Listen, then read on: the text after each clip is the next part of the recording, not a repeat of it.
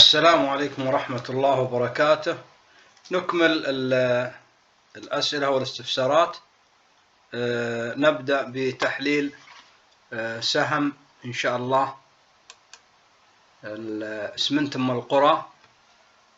وأود أن نذكر اللي ما يلقى سهمه في هذا الفيديو، وهذا الفيديو الأخير إن شاء الله بمشيئة الله، اللي ما يلقاه في هذا الفيديو يبحث عنه في الوصف اللي تحت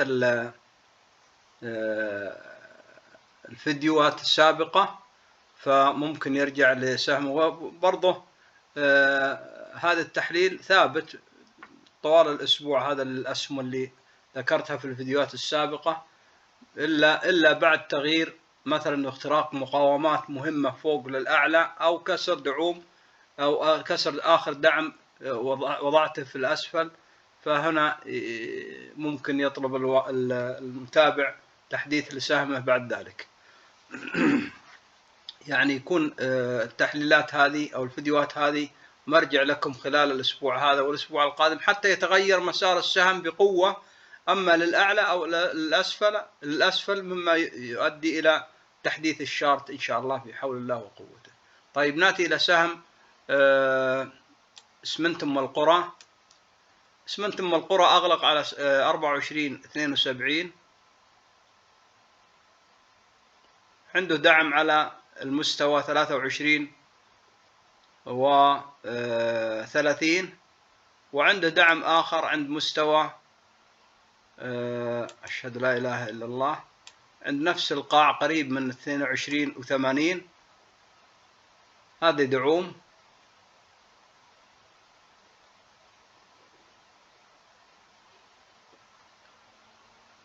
دعم آخر لو لا قدر الله كسر هذا المستوى، هذا دعمه 21.5. الاسمنتات، قطاع الاسمنتات صار عندها فورة قبل حوالي 4 أيام بالأسبوع الماضي، قبل 4 أيام تداول أو 5 أيام تداول، صار عندها فورة، بس صارت فورة بيبسي، لأن الفورة هذه ما هي يعني على أشياء أساسية، فنتائجها كل إعلاناتها نتائجها انخفاض أرباح انخفاض أرباح انخفاض أرباح كلها، فما هي يعني الفورة هذه ما هي إلا مضاربية. الفورة هذه اللي ارتفع فيها الأسهم هذه بالشمعات، شوف بيومين ارتفع إلى مستوى 26.50، واليوم أو اليوم الخميس أغلق عند 24.70، فهي عبارة عن فورة مضاربية، ثم بعد ذلك فيه تهدئة بعدها. فنقول الدعم 21.5، 22.80، 23.40. المقاومات 25، 25.20، 25.70 إلى 26. هذه كلها متابعة للسهم. إذا أغلق فوق 26 عند 26.90 أو 27، ما يتحسن أداء السهم إلا فوق 27 ريال. فوق 27 يتحسن أداءه، وبعدها يقفز إلى 29.60، والله أعلم. إذا اخترق 29.60 عنده المناطق 31.80 إلى 32، هذه مقاومات السهم. هذا بالنسبة لاسمنت أم القرى، ما تغيرت الاسمنتات، هي فورة مضاربية فقط. نأتي إلى السهم اللي بعده، سهم البحر الأحمر. البحر الأحمر أغلق عند 20.78، عنده دعم على 19 أو 20 ريال، عنده دعم على 20 ريال. لو كسره لا قدر الله عنده دعم على 17 ريال. لو كسر 20 ريال عنده 17 ريال، ممكن يؤدي إلى انخفاض السهم بكسر 20 ريال بكميات وسيولة. إذا تماسك فوق 20 ممكن يعود إلى 22، اختراق 22.5 إيجابي، بعدها يتحسن الأداء باختراق 24.60. 24.60 يتحسن الأداء بعدها عنده مقاومة 26، لو اخترق 24.5 عنده 26.5، ثم عنده 29.60، وهذا بالنسبة للبحر الأحمر. بعد البحر الأحمر سابتكو، اللي هي إيش؟ الجماعي سابقا سابتكو 40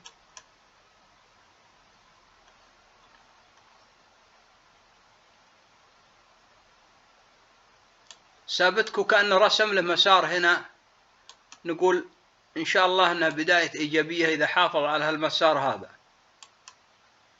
إذا حافظ على المسار هذا نقول إن شاء الله أنها بداية إيجابية إذا حافظ على هالمسار.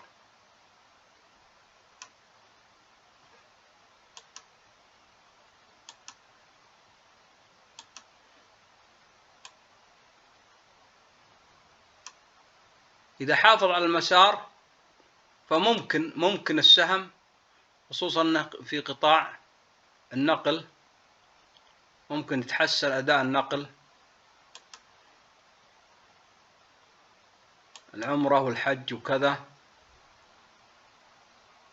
فعنده هدف على 26 و40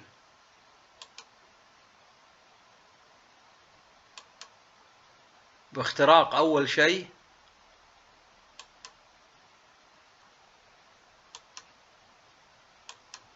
24.90. بعدها نقول منطقة 26.5. بعدها نقول إن شاء الله لو اخترق 26.5 عنده هذه المقاومة 27 ريال. اختراق 27 يتحسن الأداء أكثر وأكثر، فنقول إن شاء الله بعدها 28.80، ثم القمة السابقة اللي نزل منها اللي هي مستويات 29.60 اختراقها إيجابي. هذه مقاومات السهم، وأداءه ممكن يتحسن. فيه مقاومة قريبة هنا عند هذا المستوى، هو أغلق بالقرب منها 22.70 عند 23.20 مقاومة. طيب الدعم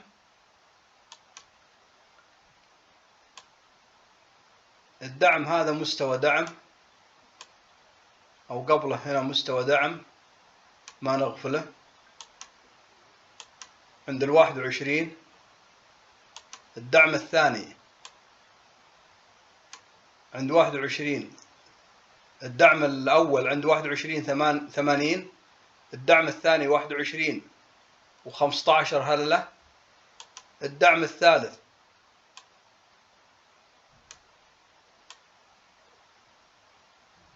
19.86.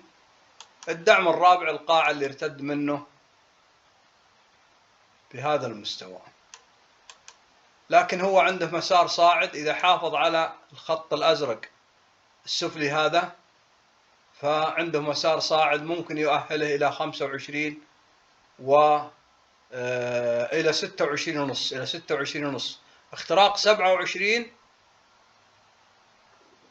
يتحسن أداء السهم أكثر وأكثر إن شاء الله. فالسهم بادي في موجة صاعدة، ملاك يتابعونه. بعد سهم سابتكو الزامل للصناعة 22.40. سهم الزامل نقدر نرسم له ترند هابط بالشكل هذا، ونقول هذا الترند الهابط اختراقه إيجابي، يعني يقرأ عند بحدود هذه المستويات.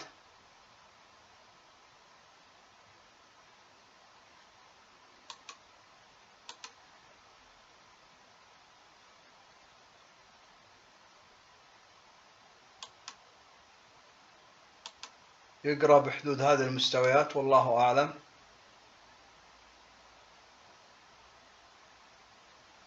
خمسة وثلاثين 90 إلى 36. هذا اختراقها إيجابي للسهم لأنه يكون اخترق الترند الهابط. طيب ما هي المقاومات اللي قبل هذا المستوى، قبل أن يخترق الترند الهابط؟ هذه مقاومة، وهذه أيضا مقاومة.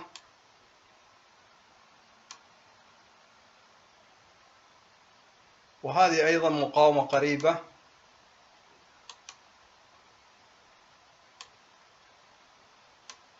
هذه كلها مقاومات حتى أن يخترق القمة المقاومة الأخيرة اللي 35.90 يتحسن أداء السهم. إذا كنت تفكر بالدعوم مثلا السهم ما رضي يرتفع الزامل، فتكون هذه دعم اللي هي 26.90. الدعم اللي بعده القاع اللي سجله هنا وهي قرب مستويات 26.10. إذا كسرهن لا قدر الله عنده الدعم هذا قريب برضه 25.20 أو 25.30 بهذا المستوى. إذن هذه دعومك في سهم الزامل، وهذه مقاوماتك في سهم الزامل. لكن ما يتحسن الأداء إلا باختراق 35.90، وكل ما تأخر نزل السعر للأدنى، نزل حتى يصل إلى لو تأخر يصل إلى مستويات 34.60 أو 34 كل ما تأخر الوقت. هذه بالنسبة لتحليل الزامل، والله أعلى وأعلم. ما زال لم يخترق ترنده الهابط إلى الآن، ولم يخترق حتى ترنده الفرعي. خلينا نشوف ترنده الفرعي هل اخترق أو أنه إلى الآن حاول فيه. هنا اقترب منه، هنا الترند الفرعي هذا اللي باللون الزهري حاول أنه يقترب منه هنا، لكن إلى الآن ما اخترقه. هو يحاول اختراق أول شيء الترند الفرعي عند 28.90 أو 29. إذا اخترق هذا المستوى يصبح فيه إيجابية، والله أعلم. لكن الأداء للسهم كأداء جيد فوق 35.90 ل 36. ناتي إلى مسك.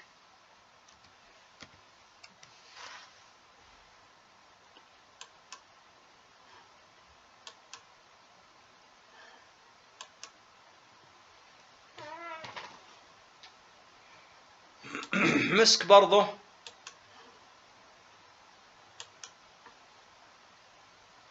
هذا ترنده الهابط، اخترقه هنا لكن ما تماسك فوقه. في هذا المستوى اخترقه لكن ما تماسك فوقه، عاد تحته الآن. يعتبر إلى الآن تحت الترند، ولكن اختراق المستوى 21.76 هذا إيجابي للسهم. إذا وفق الله باختراق هذا المستوى يتحسن الأداء أكثر وأكثر باختراق هذا القمة عند 23.80.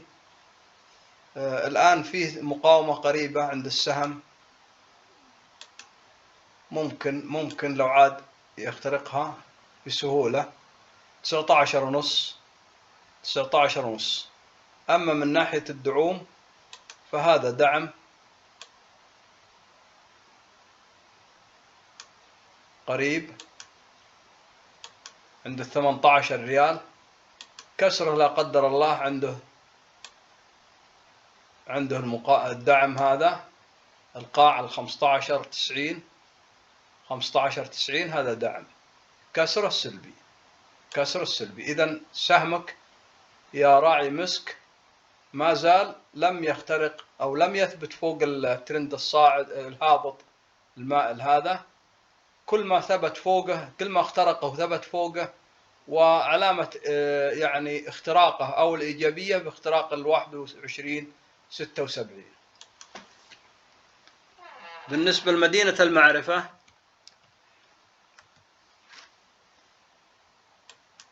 مدينة المعرفة لها تحليل محفوظ هنا، لا راح من كثر الشركات اللي حللناها.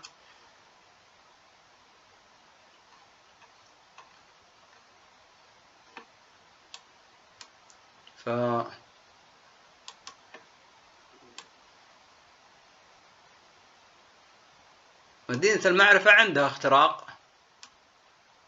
اختراق لترندها الهابط،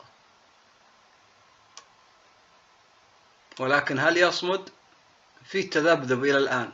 اخترقها بالشمعة، هذه شمعة جيدة، شمعة اختراق جيدة، ولكن بعدها صار في تذبذب. لكن ما دام في القطاع العقاري ما تخاف منه، ما دام في القطاع العقاري ما تخاف منه، لأنه ممكن في أي لحظة القطاع العقاري يشد فوق ويصير فيه عنده اختراقات طيبة. هذه أحطها لك هنا مقاومة، اختراقها شيء طيب إن شاء الله. فتفاءل في سهمك، تفاءل في سهمك ما دام في القطاع العقاري، والقطاع العقاري ما تحرك إلى الآن، وممكن بعد انهاء إجراءات الإغلاق أن يتحسن القطاع العقاري أكثر وأكثر إن شاء الله بمشيئة الله. تابع سهمك، وهذه مقاوماتك. تابع سهمك، هذه مقاوماتك، وهذه خارطة الطريق لك في المقاومات. إذا الله وفق وصعد سهمك، هذه دعومك، هذه دعومك.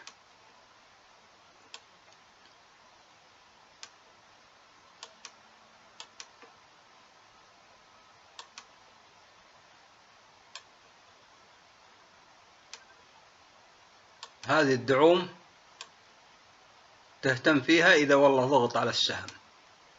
فأقرأ لك الدعوم: 15 ريال، فوقها 16 ريال، فوقها 16 و80 أو 82.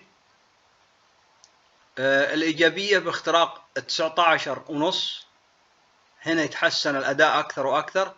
20 90، 22 75 أو 76، 23.5، 23.5. هذه بالنسبة لمدينة المعرفة. عذيب،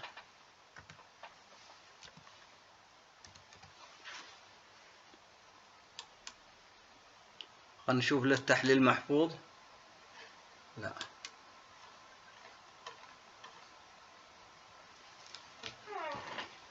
عذيب والله عنده السلبية. عذيب عنده السلبية. عذيب، عذيب يا عذيب.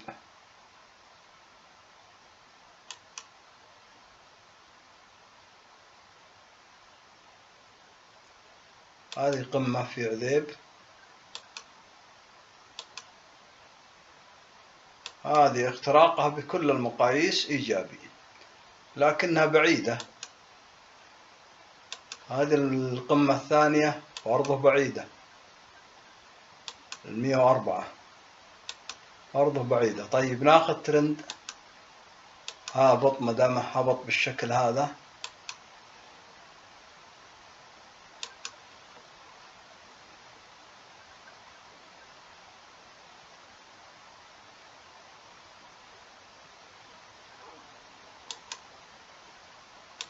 ناخذ ترند هابط، ما دام هبط بالشكل هذا نمد الترند شوي، ونقول السهم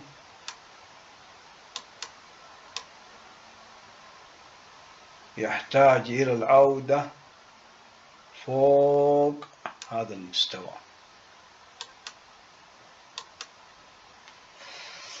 طيب خلنا نجيب المقاومات أولا.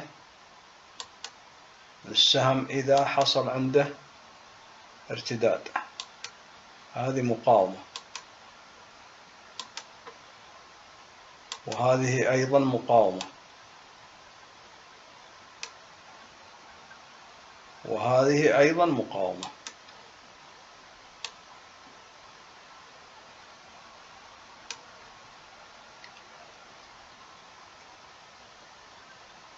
وهذه أيضا مقاومة. كل هذه مقاومات عند سهم عذيب. 66 و10 أو 15، 72 و40، 80 و60، 86 20. هذه مقاومات. الدعوم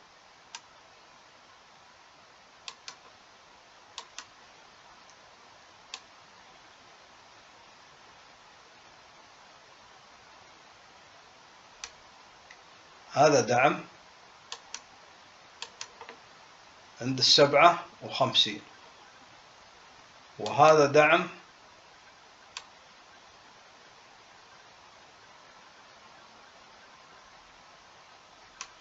عند 54، هو أغلق عند 62. لكن لاحظ السهم ترى يعني نازل من 109، وهو هذه مقاومة مهمة. 56 57 هذه مقاومة مهمة. 57 كسرها يروح لل 54. الثبات فوق ال 57 واختراق ال 66 72 80 86 يتحسن أداء السهم. لا والله على ال 80 يتحسن أداء السهم. على ال 80 يتحسن أداء السهم، بعدها 86. يعني ما دام تحت ال 80 ما زال هابط، ما زال هابط. هذا بالنسبة لعذيب للاتصالات. نما للسماء، نما والله نما حللته بس راح تحليله. طيب نما عنده مسار صاعد، أتمنى أنه يحافظ عليه. عنده مسار صاعد، أتمنى أنه يحافظ عليه، ما يكسر هذا المسار، لأنه لو كسر هذا المسار يصير عنده التهدئة.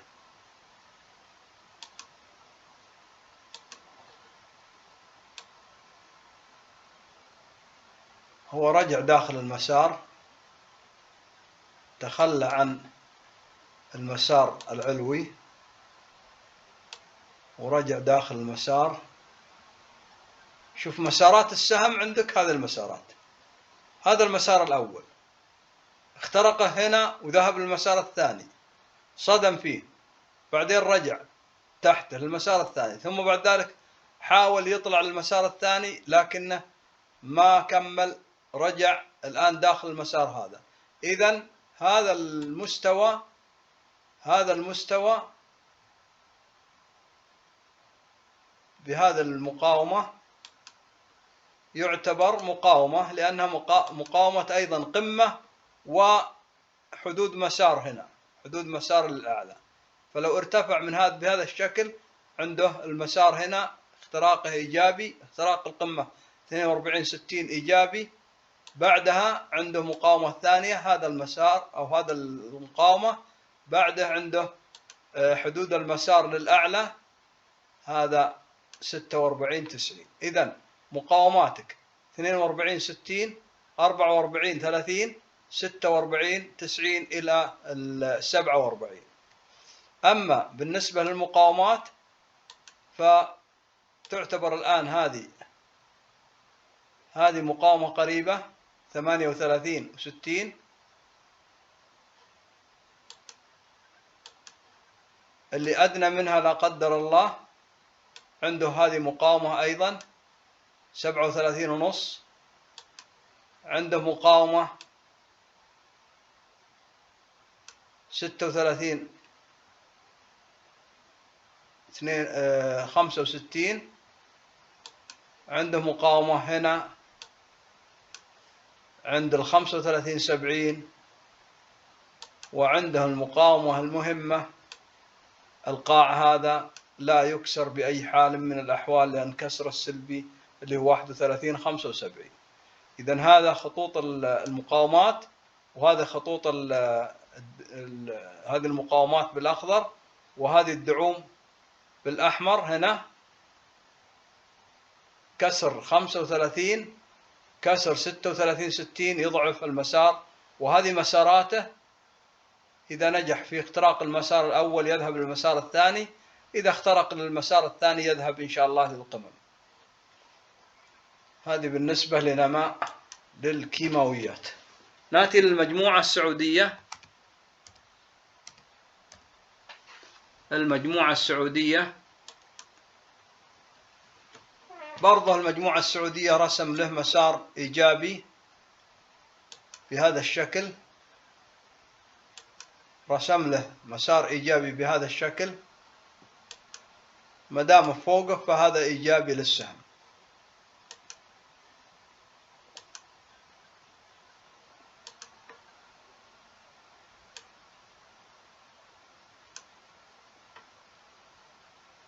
ما دام فوق هذا المستوى أو داخل هذا المستوى فهو إيجابي للسهم. طيب ما هي حدود المسار هنا؟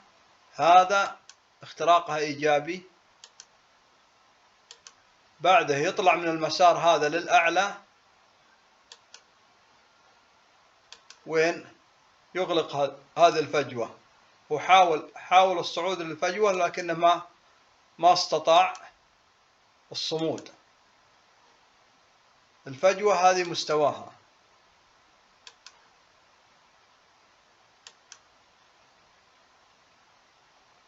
هذه مستوى الفجوة،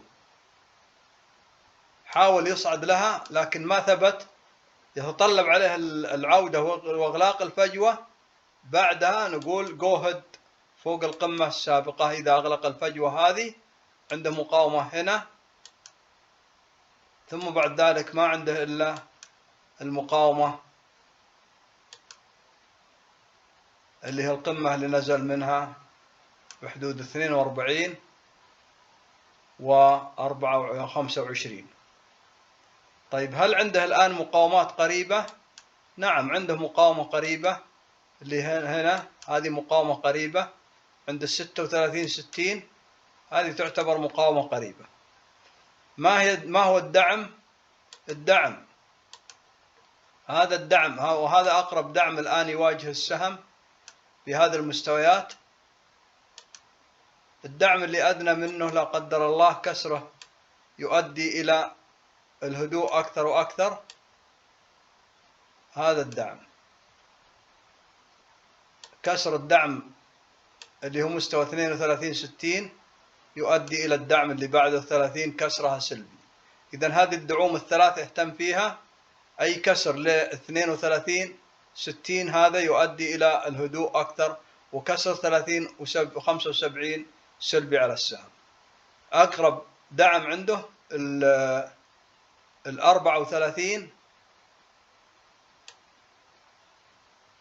34 90.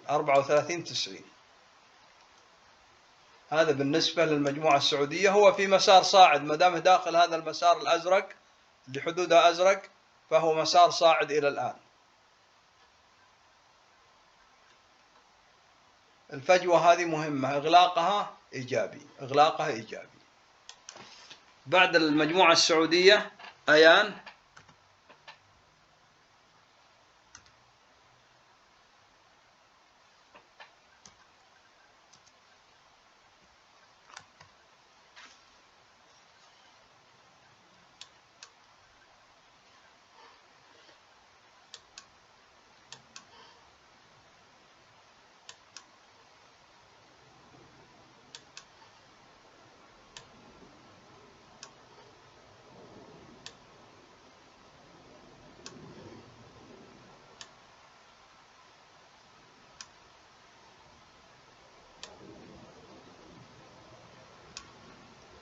أيان هذا مسار الهابط، في مسار هابط آخر فرعي،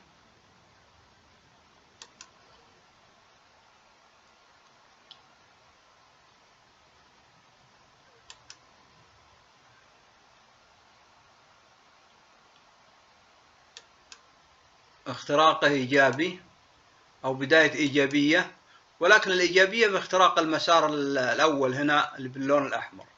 اختراق المسار الفرعي هنا يعني نقول بداية إيجابية، بداية إيجابية، لكن المستوى هذا اختراقه إيجابي.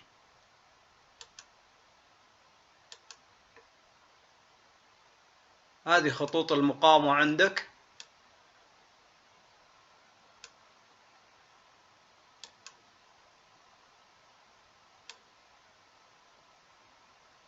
هذه كلها مقاومات عندك الآن.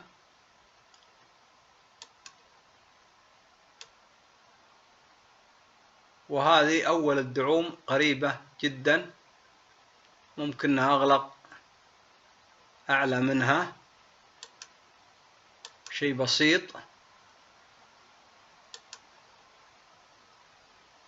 وهذه مقاومة أيضا هنا، وهذه مقاومة القاع اللي ارتد منها السهم. السهم حاول يبني هنا مسار صاعد، لكنه في الهبوط هذا الأخير هذا كسر المسار الصاعد اللي حاول أنه يبنيه هنا. خلني أوضح لك. حاول يبني مسار هنا صاعد، لكن للأسف في هذه المستويات كسر المسار، في هذه المستويات كسر المسار، وكسرها هنا بفجوة سعرية بسيطة، أدى إلى الضغط على السهم حتى وصل إلى 19.68. عندك 19.30 دعم، عندك 19.60 دعم، عندك 19.30 دعم، عندك 18.30 دعم. تحسن أداء السهم باختراق أولا، تحسن أداء السهم باختراق أولا هذا المستوى. شايف راس المثلث هنا؟ لا والله موجودة موجودة موجودة موجودة. شو نحطها؟ موجودة. هذه 20 و90، 20 و90 يتحسن، بداية تحسن لأداء السهم.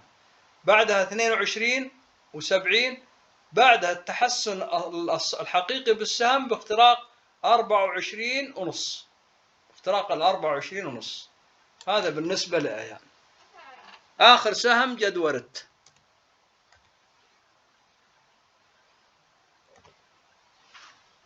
جدورت هي جدورت الحرمين هذه.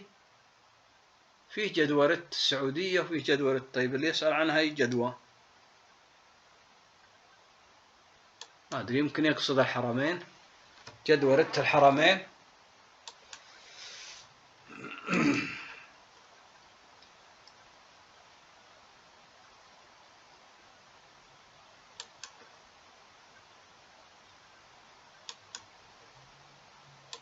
يتحسن بداية أداء السهم باختراق مستوى 8 ريال. الله، 8 ريال بالرت هذه والله مشكلة. هذا مقاومة، وكل 5 هللات مقاومة. لا حول ولا قوة إلا بالله.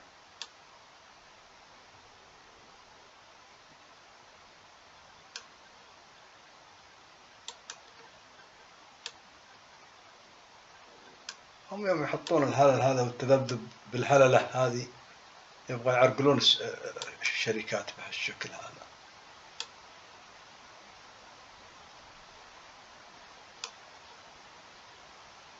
هذا دعم. والله السهم في مسار هابط، في مسار هابط. السهم في قناة هابطة حتى يخرج من هالقناة هذه. إذا خرج من هالقناة هذه نقول فيه إيجابية. شايف القناة هذه اللي بالزهري؟ شايف القناة اللي بالزهري هذه؟ الخروج منها إيجابي، الخروج منها للأعلى إيجابي. في عنده دعم حد القناة السفلي برضه يكون دعم هنا 7 ريال و30. ما دامه داخل هذه القناة فهذه مقاومة وهذه دعم، هذه مقاومة وهذه دعم.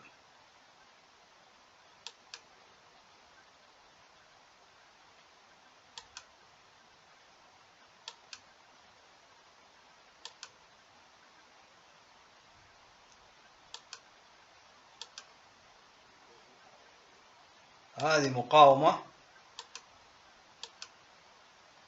وهذه دعم. الخطين الأخضر هذا الغامق والخط الأحمر الثخين هذه حدود المقاومة والدعم. هذه حدود المقاومة والدعم بالنسبة للقناة. بالنسبة للقناة 37 7 28. هذه بالنسبة لجدوى الحرمين. بكذا نكون خلصنا جميع الأسئلة اللي مسجلات عندي بالورق بحدود 170 سؤال جاوبنا عليها و180 سؤال، وعسى الله يرزقنا وإياكم من واسع فضله وهو الرزاق الكريم. استودع الله أماناتكم وعهدكم ودينكم وخواتيم أعمالكم، والسلام عليكم ورحمة الله وبركاته. وأتمنى وأدعو الله سبحانه وتعالى أن يرزقنا وإياكم من واسع فضله وهو الرزاق الكريم، وفالكم خير. وسيتم إن شاء الله تحديث السوق إذا حصل فيه إيجابية أو اختبر منطقة يعني اكتفى بمنطقة 640 وارتد للأعلى، سيكون في تحديث. حتى لو نزل إلى 562 وعاد للأعلى سيكون هناك تحديث إن شاء الله بمشيئة الله. لا خوف على السوق، السوق في مسار صاعد، وإن شاء الله بمشيئة الله السوق السعودي ستتوجه إليه سيولة. أنتم تعرفون العالم كله الآن أوروبا وكذا الأمور فيها متأزمة والاقتصاد فيها كذا، ولكن السيولة لها اتجاه، تهرب من الأماكن النزاع، تهرب من أماكن الركود، تذهب إلى الأماكن اللي فيها نمو. المملكة العربية السعودية، دولة الإمارات فيها نمو، المملكة العربية السعودية فيها نمو، ممكن تستهدفها سيولة قوية في الفترات القادمة، والله أعلى وأعلم. فسوقكم صاعد، وإن شاء الله فالكم خير بحول الله وقوته. السلام عليكم ورحمة الله وبركاته.